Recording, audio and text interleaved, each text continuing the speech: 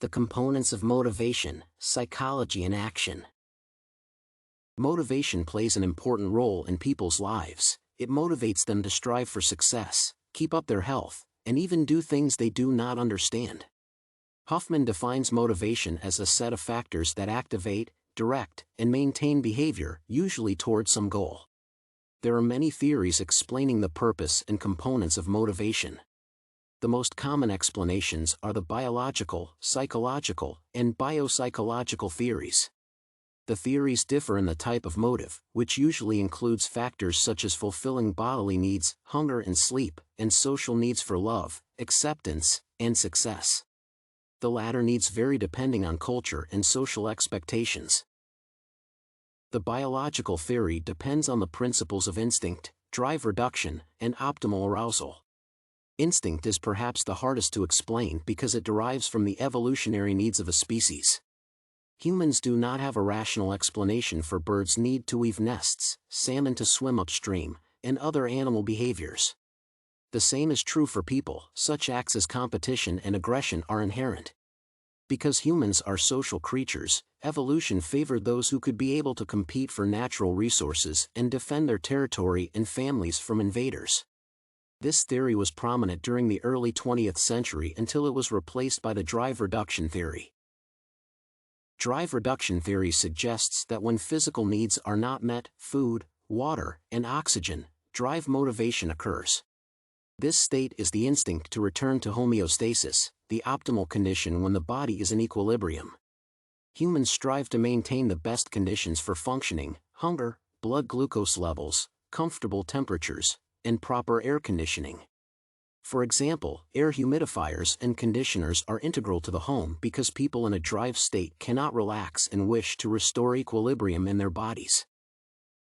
The optimal arousal aspect of the biological theory of motivation describes the natural curiosity many species have. They require a certain level of complexity and novelty in their environment. However, there is a degree to which arousal may hinder performance. If the degree of arousal is too low, then that state is described as deep sleep or boredom. If it is too high, it is deemed heightened anxiety, meaning the optimal level of arousal is somewhere in the middle, depending on the person.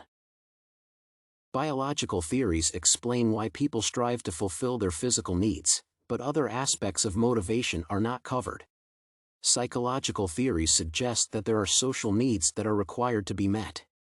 Incentive theory describes how humans can be socially motivated to commit certain actions, such as overeating, overachieving, and others.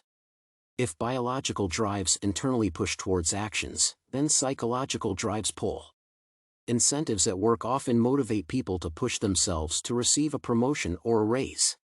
Peer pressure and societal expectations fall under the category of expectancies, the anticipation of praise or punishment. Expectancies motivate people to commit or abstain from certain actions in accordance if they receive social credit.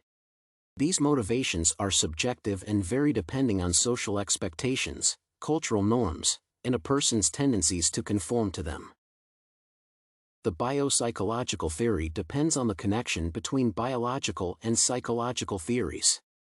Maslow's hierarchy of needs incorporates aspects from both theories to best explain motivation. He established the degree of importance of every bodily and social need and explained that they build on top of each other, creating a pyramid. Survival needs are essential because people cannot function as biological creatures without them. Such needs are hunger, thirst, sleep, blood glucose, and others. The next section discusses safety needs, which are both psychological and physical. The basics of fulfilling a person's safety needs are the desire to feel safe, avoid pain, and seek pleasure. Belonging and love are incredibly important to build self-esteem and reduce anxiety about one's future. Family members from a young age must fulfill this need. For example, acceptance and unconditional love a person receives from their parents is the foundation for success later in life. Esteem needs are connected to a person's ego and describe the strive for success and appreciation from others. The demand for these needs to be met is the drive for most people to excel in education and work. The top of the pyramid represents the need for self-actualization, which is the desire to realize one's potential.